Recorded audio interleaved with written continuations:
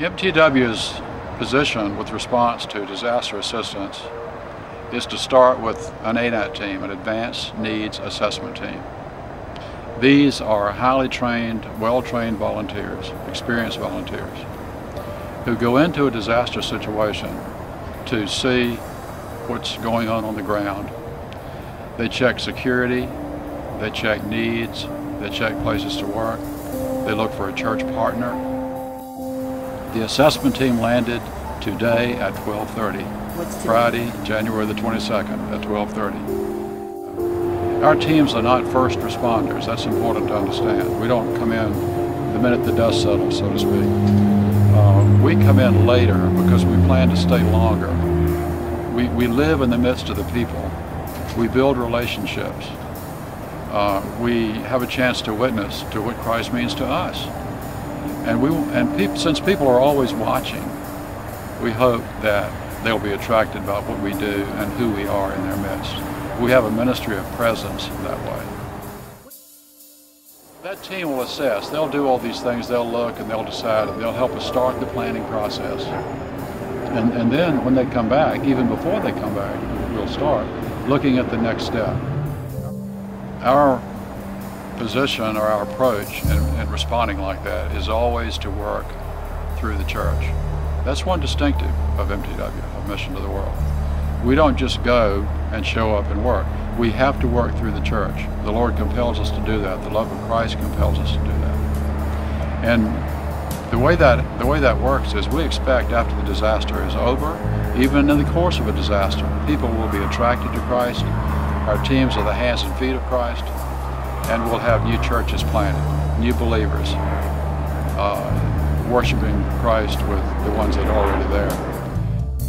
Our missionary is Charles Amacy, who is a partner of MTW, and S.A. Etienne, who is an MTW missionary in Haiti. They live in different parts of the city, different parts of the area, but their properties were not destroyed. Charles has a compound outside the city. S.A. was closer inside the city. His house was damaged but not destroyed. They are busy helping people that they know about, folks who come to them, have come to their compound, have come to their home looking for help. And so they're ministering right now. S.A.'s family had to evacuate because the trauma was too much for the children. And so they're in Florida. But S.A. is busy. They're doing what the Lord called them to do there. And they're doing a wonderful job. I'm not sure they've had time to really assess what's happened to them and to the country, but they're just busy ministering. Our plan from here is that we're already assuming that the first wave of responders after the assessment team will be medical people. We'll have counselors embedded with these medical teams, and we'll begin with probably a team every 2 weeks, I'm guessing, that will stay and minister, and then another team will follow. We want to work in different places around the city. We want to see people that need our help. Folks might ask the question, what do people do that are not medically trained? How can we help? Well, right now, the first thing people can do is to give. We have a Minuteman appeal out. You can find information about that on our website. We'll need money to do the vast amount of work that needs to be done to follow up this disaster. People can certainly pray. I mean, that's the best thing people can do is to pray. But I think a lot of other folks ought to be thinking about going. Haiti is very close to the United States, and it's not that hard to get there. And so we'll need people who can join medical teams, who can go and build, who can go and help us minister. So there are jobs to do. There's work to be done. We'd be happy to coordinate that if you'd like to stay in touch with us at MTW.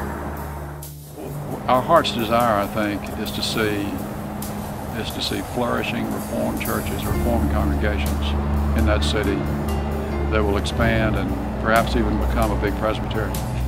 Well, my wife and I were missionaries in Haiti for 2 years in the mid-'80s. During that time is when I developed such a love for the Haitian people. I mean, they are just, well, a person we took language study from said that once you've been to Haiti, you will always have Haitian sand in your shoes, and you will always want to come back. And I've found that to be true over the years. I always want to go back. and I want to go back and volunteer in this disaster.